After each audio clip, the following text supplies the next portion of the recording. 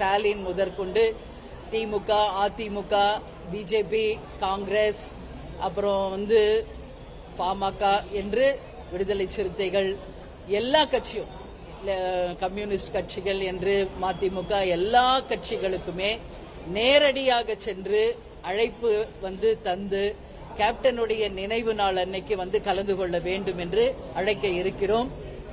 அனைவருமே இப்ப டைம் கொடுத்திருக்காங்க. அது எப்போ அப்படிங்கிறது உங்களுக்கு அதிகாரப்பூர்வமாக அறிவித்து யார் யார் நேரடியாக சென்று அழைக்க போகிறார்கள் என்பதையும் உங்களுக்கு தலைமை கழகம் அறிவிக்கும். அந்த நாள் அனைவரும், ஏன்னா கேப்டன் மனிதராய் பிறந்து புனிதராய் வாழ்ந்து இன்றைக்கு தெய்வமாக அனைத்து மக்கள் கிட்டையுமே இன்னைக்கு வாழ்ந்துகிட்டு இருக்காரு. அவர் கட்சிகளுக்கு அப்பாற்பட்டு, மதத்திற்கு அப்பாற்பட்டு, ஜாதிகளுக்கு அப்பாற்பட்டு அனைத்து மக்களாலும் போற்றக்கூடிய ஒரு தலைவராக, மனிதராக, புனிதராக இன்னைக்கு போற்றப்படுகிறார். அவருடைய